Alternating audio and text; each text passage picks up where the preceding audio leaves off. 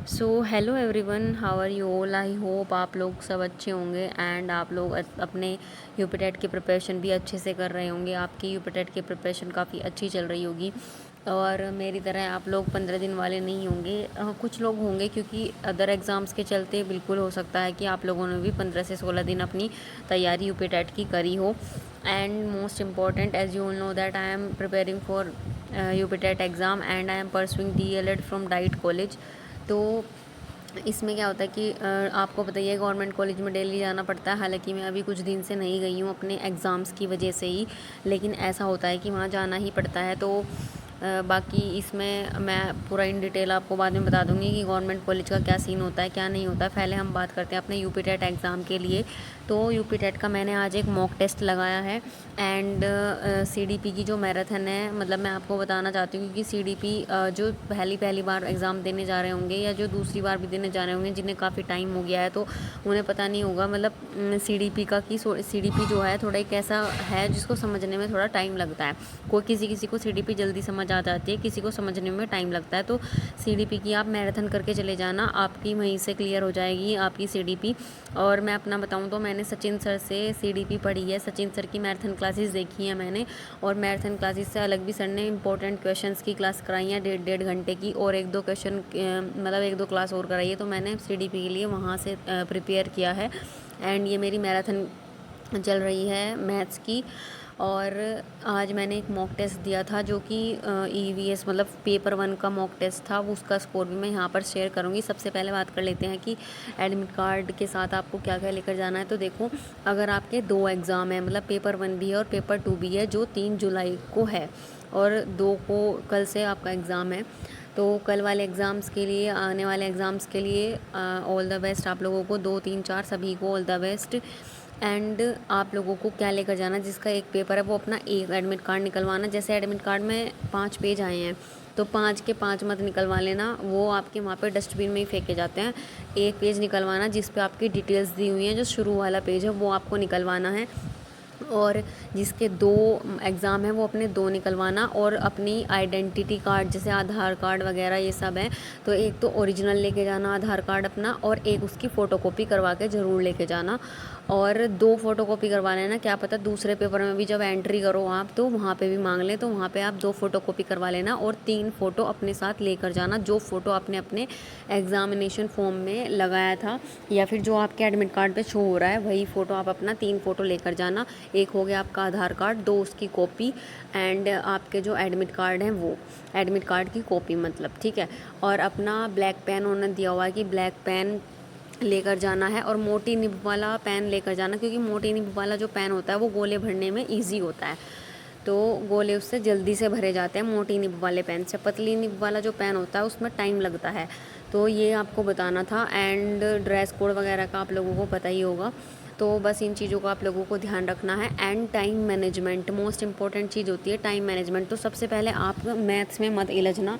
कभी आप मैथ्स करने लग जाओ तो मैथ्स को बिल्कुल बाद में करना, जितने भी हैं, चाहे वो पेपर 2 वाले हैं चाहे वो पेपर 1 वाले हैं। मैथ्स अपना सबसे बाद में करना, सबसे पहले करना आप CDP। अगर आपको CDP अच्छी नहीं लगती तो हिंदी इंग्लिश इनमें से कोई भी पहले करना आप। तो मैं अपना बताती हूँ मैं कैसे करूँगी। मैं पहले CDP करूँगी, उसके बाद हिंदी, उसके बाद इंग्लिश, फिर EVS, उसके बाद मैथ्स। पेपर 2 में मैथ्स साइंस सबसे बाद में करने वाली हूँ। तो अभी बात कर लेते हैं मॉक टेस्ट की। मॉक टेस्ट एनालिसिस, जो कि मैंने अपना घर का पूरा काम कंप्लीट करने के बाद, पूरा क्या मतलब जो मेरा काम होता है झाड़ू पोछा और नाश्ता वाश्ता ये थोड़े बहुत जो भी काम है वो सब करने के बाद मैंने अपना मॉक दिया था। ऐसे पढ़ने वढ़ने के बाद नहीं, शुरू में मैंने सुबह उठते ही सबसे पहले यही जो अपना डेली रूटीन का काम होता है उसके करने के बाद मैंने अपना मॉक दिया। और मॉक टेस्ट एनालिसिस मेरा कुछ इस तरीके से है कि मेरा जो CDP में स्कोर है, CDP का मेरा स्कोर है, इसमें मेरे 16 क्वेश्चन सही हुए हैं और 14 क्वेश्चन इसमें मेरे गलत हुए हैं। एंड मॉक टेस्ट का जो स्कोर है वो अप डाउन होता रहता है, क्योंकि ये मॉक टेस्ट के लेवल पे डिपेंड करता है कि उसमें कैसे क्वेश्चन दिए गए थे। तो CDP की बात करूँ तो CDP में क्वेश्चन दिए गए थे कि ये स्टेटमेंट किसने दिया, ये स्टेटमेंट किसने दिया, इस तरह के क्वेश्चन ज़्यादा थे। रूसो का स्टेटमेंट था, और एक इसमें थोड़ा हाई लेवल का क्वेश्चन था, वो मतलब मुझे ना पढ़ने में ही समझ आया ना मुझे वो करने में ही समझ आया, उसमें मैंने तुक्का लगाया था और वो हो गया था मेरा इसमें गलत। तो CDP का मेरा स्कोर कुछ इस तरीके से रहा है। अब बात करते हैं नेक्स्ट स्कोर EVS की। तो EVS में मेरा स्कोर है 18 क्वेश्चन मेरे इसमें सही हैं और 12 क्वेश्चन मेरे इसमें गलत हैं। तो जो ये गलत क्वेश्चन है ये प्रोड्यूसर, कंज्यूमर्स, डिकम्पोजर्स, वो वाला जो कॉन्सेप्ट होता है वहाँ से मेरे ये गलत हुए हैं। एंड एक मतलब फिजिक्स का एक क्वेश्चन था, लाइट एनर्जी कुछ ऐसा क्वेश्चन था, एक वहाँ से मेरा क्वेश्चन गलत हुआ है।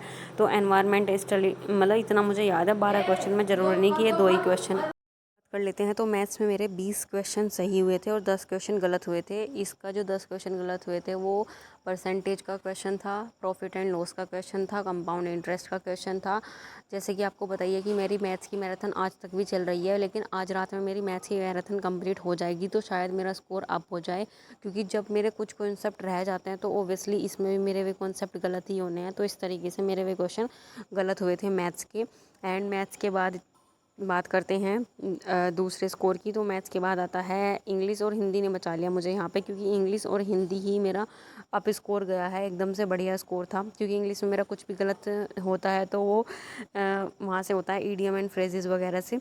तो इंग्लिश के स्कोर की बात करें तो करेक्ट मेरे इसमें 24 क्वेश्चन सही हुए हैं और 6 क्वेश्चन मेरे इसमें गलत हुए हैं, जिसमें कि 6 क्वेश्चन में ईडियम एंड फ्रेजेस का एक क्वेश्चन था और सेंटेंस का वो जो होता है ना, सेंटेंस का था एक क्वेश्चन कोई सा रीअरेंज करने वाला, उसमें वो वाला गलत हुआ है इंग्लिश का।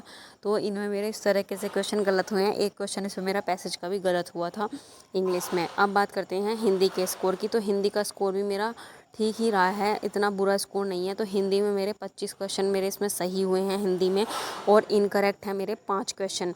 तो हिंदी के जो क्वेश्चन मेरे जो ये 5 क्वेश्चन गलत हैं, इनमें एक तो साहित्य के क्वेश्चंस थे, 2 या 3 क्वेश्चन साहित्य के थे, एक क्वेश्चन इसमें पैसेज का भी था, जिसमें पूरे गद्यांश का ये पूछा गया था कि इसका सार क्या है।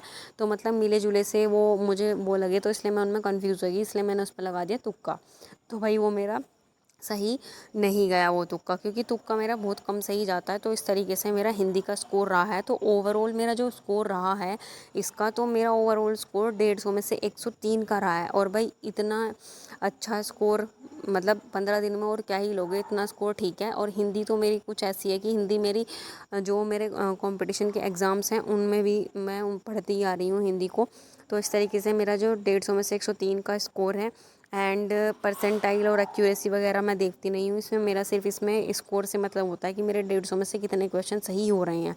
तो इस तरीके से मेरा कुछ स्कोर है। एंड उसके बाद बात करते हैं कि मैंने आपको एडमिट कार्ड का बता दिया, टाइम मैनेजमेंट का बता दिया है, अपना मॉक टेस्ट एनालिसिस का जो सही स्कोर है वो भी आपको बता दिया है। इसमें कोई फेक, इसमें कोई वो नहीं है कि मैंने इसमें बढ़ा चढ़ा के बताया है, जो है आपके सामने है। So thank you so much for watching this video. And at the end मैं आपको एक अपनी मेहनत दिखाना चाहती हूँ। जो लोग इस तरीके से कॉफ़ी बनाते होंगे उन्हें पता होगा कि इसमें बहुत मेहनत लगती है। तो मैंने सोचा इसको भी, इस क्लिप को ऐड कर देती हूँ। तो मैंने ये क्लिप ऐड कर दी है। जो इस तरीके से कॉफ़ी बनाते होंगे उसको पता होगा इस तरह फेंटने की वैल्यू, कि ये कितना टाइम लगता है इसे फेंटने में। मैंने कम से कम 1000-1200 बार अपना हाथ ऐसे ऐसे इससे हाथों से फेंटी है मैंने ये कॉफ़ी। तो उसके बाद मेरा इसका कॉफ़ी का थोड़ा ऐसे डेकोरेट सा मैंने इसको कर दिया। एंड मैंने ये अपने भाई के लिए कॉफ़ी बनाई थी। सो इस कॉफ़ी के लिए बस एक लाइक करती हूँ बस आप, और कुछ नहीं चाहता मुझे आपसे। एंड इस कॉफ़ी को देख के लग रहा है वो वाली कहावत सच हो गई, हार्ड वर्क पेज ऑफ। तो जो मैंने हार्ड वर्क किया था ना इसे फेंटने में, उसका रिज़ल्ट मुझे मिल गया है कि बहुत बेहतरीन रिज़ल्ट है, जो कि आप देख सकते हो स्क्रीन पर भी। Thank you and bye bye.